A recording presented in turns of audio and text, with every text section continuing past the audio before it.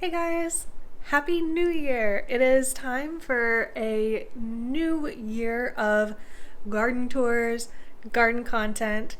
It is very cold outside, well, cold to me at least. It is 45 Fahrenheit according to my weather station, which is about 6 Celsius. And I don't want to go outside just yet, so I am going to stick inside my house, show you guys a couple of things that have been on my mind that are in the house, talk about some updates for 2024, and then we'll go outside and look at a couple of things. Oh, Kata is being too cute. Look at her. Hi. Meanwhile, Draco out here looking to cause trouble. Okay, so first thing I want to talk about is some of my plans for January this year. As you guys know, who've been here a while, every January I have run a seed giveaway where I take a bunch of my favorite seeds, usually ones that I have saved myself, and I choose 3 lucky winners to receive little packets of seeds from me. The way you're going to enter this, I will explain when I announce it, but I do want you to know that it's coming, and I do want you to know that if you are a patron on my Patreon, you will have a higher chance of winning. So, you can check out Patreon below, but I will talk about more of that when I'm actually doing the announcement of the actual giveaway.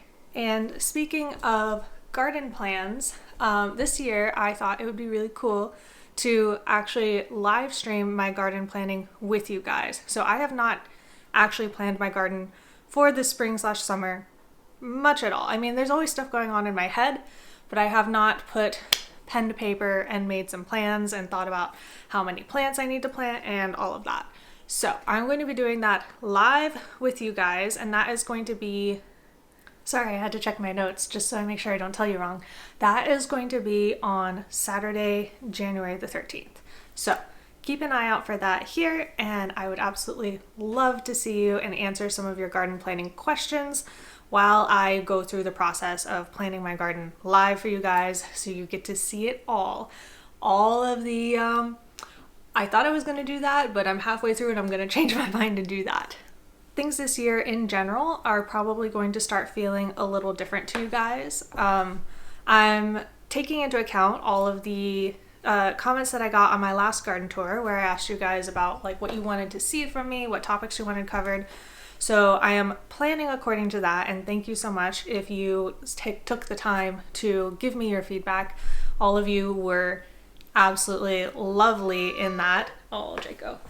And you know, it could have been very easy for that to turn into just like mean criticisms, but none of you guys did that. And I just felt very supported by you guys.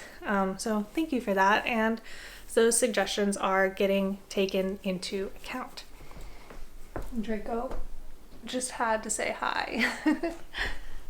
All right, so let's go look at a couple of things inside. So you'll have to forgive how very messy this has gotten over the winter. But I want to check in first on this plant back here. This is a bay laurel. This is where you would get bay leaves from. This has been inside all winter because it just barely would not be happy outside. It's got this giant pot that I'm hoping to keep it in for at least another year, but it'll go outside in the summer.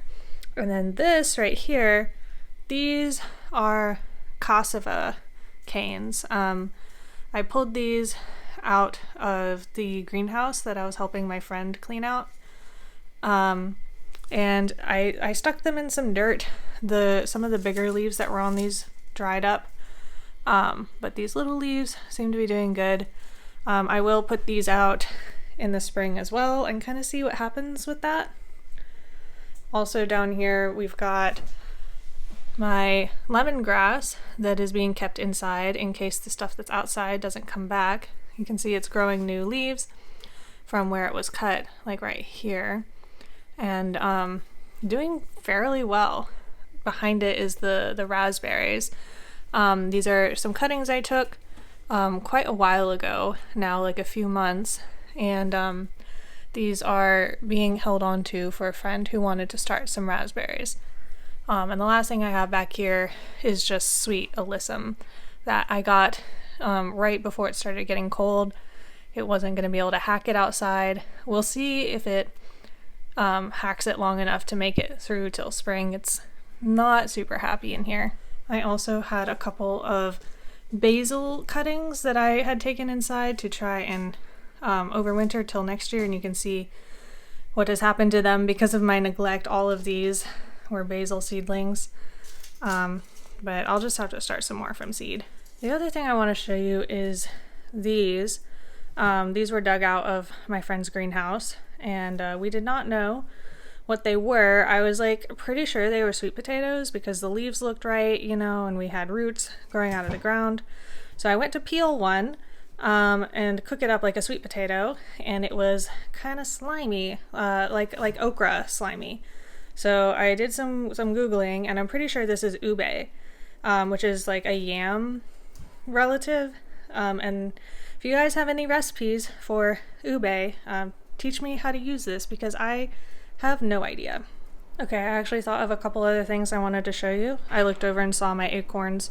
I actually have been cracking my acorns, and I made some like little pancakes out of some acorn flour the other day that turned out really, really tasty. But we are on hold because my nutcracker has broken. So I'll have to find a new one of these. But these are acorns from a water oak. It's technically a red oak. And Draco in the background crying that we're not paying him any attention at all. These keep for a really long time. There's a couple of them that have been gotten by acorn weevils, whereas these white oak acorns have not kept. I actually need to dispose of those.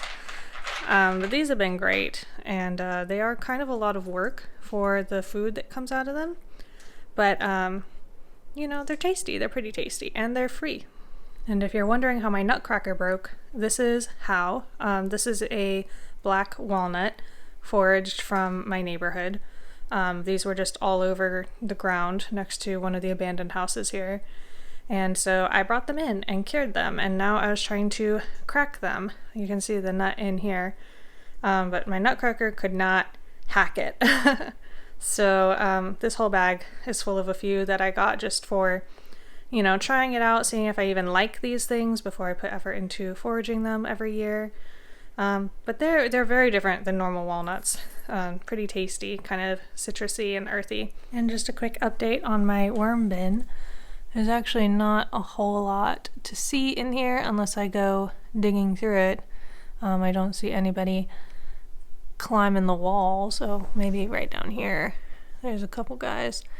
Worms seem to be pretty happy. Been feeding them semi-regularly, and you know, they seem fine. Don't know what else to say about that other than after the winter, I guess, when spring comes, the plan is to put these guys outside.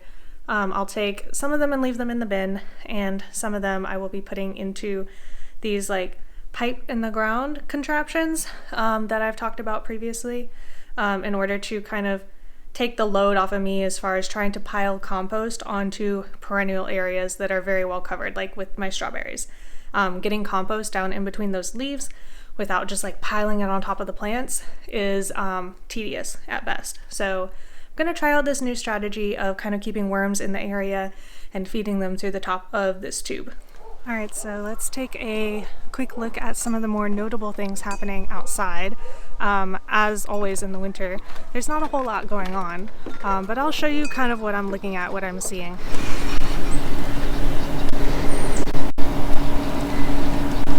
Most of what is going on out here is the same as the last time you saw it. I've been pulling from these Brussels sprouts, which are about the only thing that seems to be actually enjoying this very cold weather we've been having. It's been below freezing pretty much every night. And I did plant out all of my bigger onion starts. You can kind of see them in here. It is actually quite a few. They go all the way down to there. And this is before I've even gotten my shipment from Dixondale Farms, which actually, now that I think about it, should be coming in very soon. And something I am kind of thinking about for next year is I might try and get into perennial onions, because even though I can do this, this is a lot of work. We've got fava beans dotted along the garden. These ones are just barely surviving, I would say. You can see they keep kind of flopping over, and if you look at the stem, that doesn't look like a particularly healthy stem. So, you know, they're here, they're surviving, but I wouldn't expect to get anything from these until temperatures start warming up in the spring, maybe late February, early March. Some other news though, this little thing right here, that is a garlic sprout. Garlic has started sprouting all over the garden. It took it about a month to start sprouting, which I think is pretty normal. So if you have put in garlic and it hasn't come up yet, and it hasn't been like around a month and a half, then don't worry about it yet. I also can't not show you this cute little sunflower that my parents got me for Christmas. And its little mushroom buddies down here, ceramic, I guess, porcelain. So cute. I did have a cauliflower here at the end. It looks like the cold got to the top of it. Looks all brown and mushy. The edges look mostly okay though. You can see it was supposed to be a purple cauliflower. I think I might just leave it and let the bits that are still alive keep developing. In this area with the Romanesco broccoli and my lettuces, it looks like I do need to put in some new lettuces. These ones seem like they absolutely cannot hack the cold. Sorry about that dog. You can see they're not fully dead, but they're definitely not thriving. And I think this would be a great candidate for a light cover if I had found the energy and had the forethought to cover them. The red ones, these Merlot lettuces, are the ones that are handling the cold the best, just in case you need to know that. Oh, these leaves keep getting in my way. Yeah, handling it just fine. My hands are absolutely freezing already. Makes it really hard to do stuff outside in the winter when I cannot handle just a little bit of chill. But there are a couple days here and there where it's getting warm in the afternoons, like high 50s, low 60s. So we'll do garden work then. And in the meantime, thank you guys so much for watching, and I am so looking forward to 2024 with you guys. Until then, happy gardening!